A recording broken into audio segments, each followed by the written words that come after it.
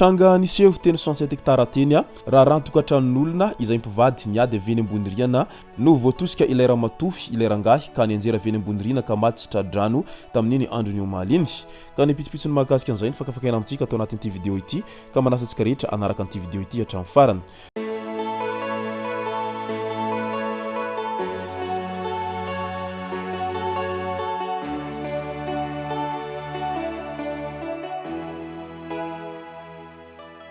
Ny tonga tsy miaraba hono namantesitra ka dia faly miaraba isika rehetra mpanaraka azy tabaka an'ity chaîne ity ny tenako amin'ity androandroany ity araka an'izay efa natsipiko izay dia ny mahakasika ny adiny mpivady izay namozana ny raim-pianakaviana teny 67 hectara no himpanantsika atao anatin'ity vidéo ity. Fa mialohan'izay dia ndao aloha resantsika ireto tsara ho fantatra manaraka ireto nosy varika mitondra ny fiainan'ny vahoaka eny Tsimbazaza ny député Mara Volamiranty Dona. Ankoatra ny fandraisana anjara amin'ny fandaniana ny lalàna hanasoavana ny vahoaka malagasy dia hitondra mivantana ny fitarainan'ny mponina ao amin'ny distrikan'ny Nosy-Varika ihany koa ny sombam-bahoaka Mara Volamiranty Dona mandritra izao fivoriana ara-potoana iny Tsimbazaza izao. Anisan'ny laharam-pahamehana ho an'ny vahoaka ao an-toerana sosalim-bahoaka ny famahana ny olantany ny fanatsarana ireo fotodrafitrasa ary famoronana asa ho an'ny tanora. Nanomboka tamin'ny andro talata 5 Mei 2024 ny fivoriana ara-potoana eny amin'ny teny miram-pirenena izay haharitra 80 andro. Vidika izany fa miasa mafy ireo sombam-bahoaka izay mitondra ny tetin'ny vahoaka eny Tsimbazaza eny amin'izao fotoana izao. Asa raha ho hisy vokany ihany izany rehetra izany asa raha hijanona amin'ilay hoe hitahita fotsiny nefa rehefa avy eo tsy voavaly araky ny lavan'ny vahoaka azy ihany. Eny Tsimbazaza trandry Andry Ratsivahiny tazana teny Tsimbazaza tazana isan'ireo nanatrika ny fivoriana ara-potoana teny amin'ny teny miram-pirenena teny Tsimbazaza tamin'ny andro ny talata 5 Mei 2024 sombam-bahoaka Andry Ratsivahiny isongadina ny fahatongavana tao anatin'ity fotoam-pivoriana ity izay manamarika indray ny fandraisany anjara amin'ny raharam-pirenena sy ny ady hevitra eny anivony teny miram-pirenena. Bealanana indray taxi moto nahazaka halatra gisa 10. Mpanao taxi moto iray no tratra nangalatra gisa misa 10 tao Ambatria Est distrikan'ny Bealanana ary voasambotra sy zandary tao Bealanana izy tamin'ny andro ny alatsinainy 10 Mei lasa teo iny taorian'ny fanarahandia azy. Efa tavaverina amin'ny tompony ireo gisa ireo ary natolotry zandary any Ambatria Est ilay tovolahy hanohizana ny fanadihadiana azy. Midika izany fa mamely ihany koa ireo mpanao taxi moto any amin'ny fatra iny amin'izao fotoana izao ao anatin'izay halatra madinidinika izay tsy makaiza akory rehefa avy eo. Gisa veno mba hangalarina nefa raha hangalatra ihany tsy aleo mba mangalatra zavatra misimisy amin'izay mantsy rehefa tratra mba misy vokana ihany ilay halatra natao fa tsy hoe gisa 10 zany tsy makaiza akory ny vola azo amin'izany. Fanafiana amin'ny tampiadina tao Amboho Mahitsy Jolahy 8 izay nandroba vola 200 tapitrisa mihoatra teo tamin'iny herinandro iny. Andro ny alatsinainy 4 Aprily no natolotra teny amin'ny fampanaovana ireo heverina ho atidohan'ny kotrika ireo nandray anjara mivantana ary ireo voarorohy ho miray tsikombakomba tamin'ilay fanafiana tranombarotra tao Amboho Mahitsy Amboho Mangakely izay nitranga tamin'ny 20 Aprily 2024. Araky ny vaovao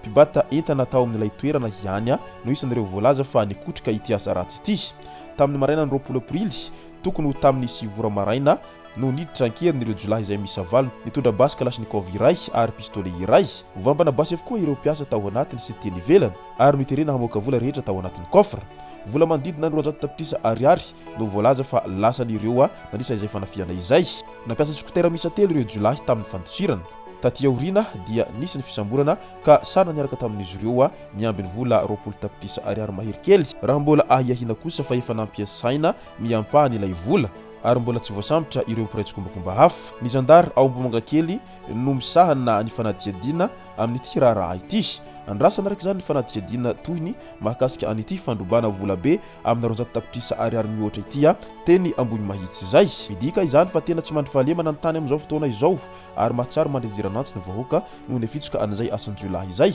Na dia efa miezaka manao itsy zavatra azy ny mpitandro filaminana izay miaro ny vahoaka sy ny fananany dia hita fa mbola mikorosofahana izany fiarovana ny vahoaka sy ny fananany izany amin'izao ankehitriny izao satria porofiny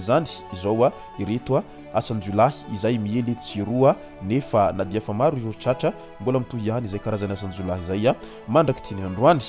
Ka ny andrasan'ny vahoaka amin'ireo mpitandro filaminana rehetra dia mba hanaramasin'ny vahoaka andro manalina ao anatin'izay fampaliana fahalemana izay fa misy ireo dahalo-bola latabatra ihany koa ao anatin'izany rehetra izany ka dia mailomelo ihany ny rehetra ao anatin'ity resaka fanafiana amin'ny tampiadina etsero ity fa tsy fantatra izay tena dinosaure ao anatin'izany rehetra izany. profiny zany ireo miaramila izay tratra voatsila izay nanao fandrobana vola be ihany koa izay anympiasany Jovena iny ka efa tsy fantatra intsony zany iza no atokisana eny anivon'ny fiarahamonina eny ny mpitandro ny filaminana ve no atokisana sa ireo ponina izay manodidina satria samy mamela avokoa na ireo ponina manodidina na ny mpitandro ny filaminana ao anatin'izany rehetra izany ka tena toy ny tongotra vakivaky izy tia sady maharary no mahamenatra ny zava-mitranga ao Madagasikara ao amin'izao ankehitriny izao andao amin'izay ho resantsika ny mahakasika ny tranga teny 67 hektara izay tena mampalahelo adiny mpivady no ny afara tamin'ny loza mahatsiravina na faty lehilahy iray araky ny vaovao ray dia natosika ny vadiny avy teny ambonirina ity farany ka ny anjera mafy ary namoy ny aina teo ny hoeo toe-javatra mampalahelo sy mampieritreritra ny maro ary mampiseho fa mety hiafara vovoka-dratsy mahatsiravina disadisany tokantrano rehefa tsy voafehy ny fo ka noho izay dia mahaiza ihany ny mifehy ny fo sy ny atezerana ao anatin'izay disadisa tokantrano zay fa io moa zany ao anaty tokantrano tsy maintsy misy foana izay disadisa izay fa tsy izay disadisa izay akory no atao ndeha famonoana tahaka an'izao ny seho tena 67 hektara izao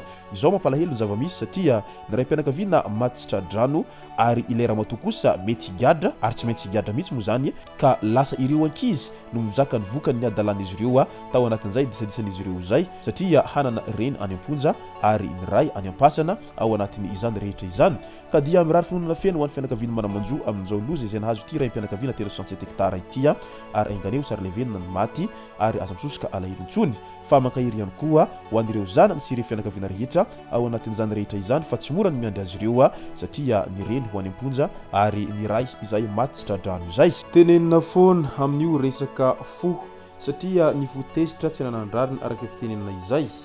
ka rehefa misy ny famalinana ka tsy ho voatandrina izay fihetseam-po izay aleo misintaka kely dia afaka fotoana vitsivitsy vao miverina amin'ny fampiresaka indray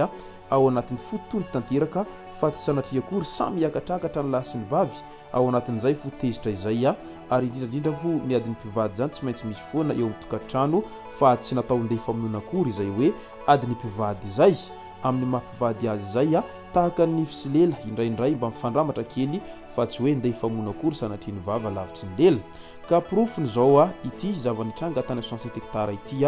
vokatry ny ilay tsy fahafehezana fotezitra dia lasa nanao foana ka nahafatesana ity ray mpianakaviana ity tao anatin'izay adina mpivady izay no masaka azona rozy tao anatin'ity video ity tomboko lasy tomboko vavy misoratsika rehetra nanaraka an'ity video ity hatramin'ny farany aza dino ny milaiky ny video antsika ary tsara voatrano miabone amin'ny chaîne antsika mba fanareo manaraka tsy tapaka ny video zay lefa nahita isan'andro tomboko lasy tomboko vavy mankasitraka dia mirary soa